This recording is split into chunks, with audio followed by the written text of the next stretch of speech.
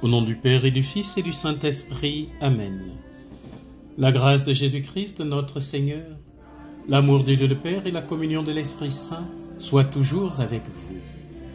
Frères et sœurs, nous célébrons le 5e dimanche du temps de carême de l'année C et nous vous souhaitons la bienvenue dans notre paroisse, Notre-Dame des Apôtres, pour notre méditation dominicale. Moi, je suis la résurrection et la vie. Celui qui croit en moi, même s'il meurt, vivra. Et tout homme qui vit et qui croit en moi ne mourra jamais.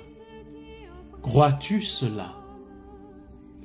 Chers catéchumènes, chers frères et sœurs, croyons-nous vraiment cela?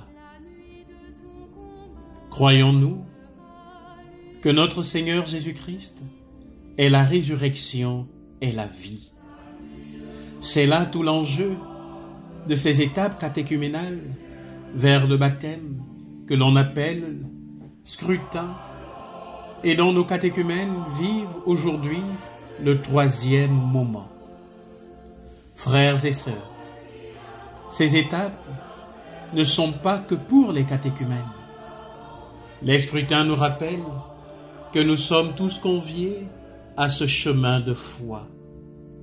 L'Église nous permet de vivre, en ce temps de carême, le chemin de notre propre conversion, de notre propre redécouverte de l'identité de notre Seigneur Jésus-Christ. Ce chemin est toujours inachevé, un chemin à revivre chaque jour. Frères et sœurs, scrutons, regardons de plus près les 3 étapes de cette conversion. Il y a eu d'abord la rencontre entre Jésus et la Samaritaine, le 3e dimanche de carême. Cet évangile de la Samaritaine nous dit que Dieu nous rejoint dans notre quotidien. Le premier scrutin a donc été, pour nos catéchumènes et pour nous, le moment du premier « je crois ». Oui, je crois que tu peux t'incarner dans tous les moments de ma vie, dans tous les domaines de ma vie, même difficiles. Tu peux transformer mes épreuves et mes difficultés en richesse, si et seulement si je me rends attentif à ta présence à mes côtés. C'est le premier scrutin. Puis vient le temps de l'ouverture de nos yeux, les yeux de la tête, mais surtout les yeux du cœur, avec l'évangile de l'aveugle né, le 4e dimanche de carême. C'est le temps où nous nous rendons compte que seuls nous ne pouvons rien.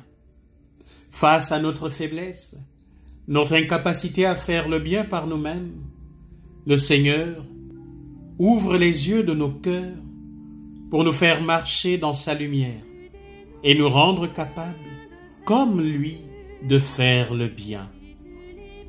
Le 2e scrutin est le moment, frères et sœurs, du 2e « je crois ».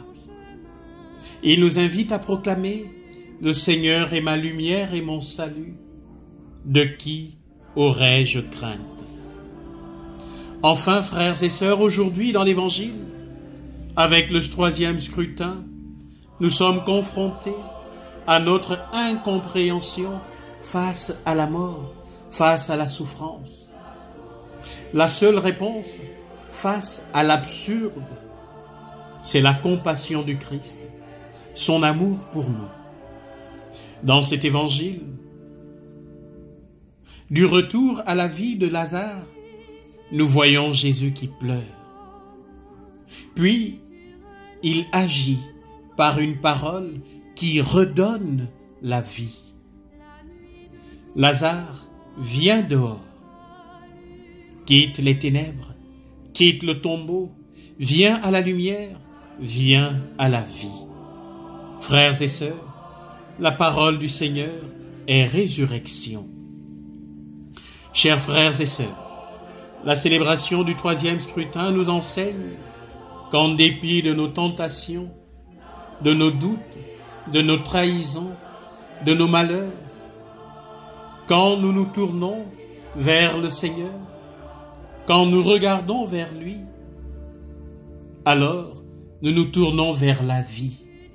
Alors l'espérance renaît, car le Seigneur est la vie. La liturgie de ce dimanche nous invite à méditer sur le regard miséricordieux que Jésus pose sur chacun de nous. Nous pouvons alors proclamer: Seigneur, je crois que tu es la résurrection et la vie. Je crois que toutes mes lâchetés, mes faiblesses, mes manques d'amour ne résistent pas au feu de ton amour, au feu de ton pardon, au feu de ta miséricorde.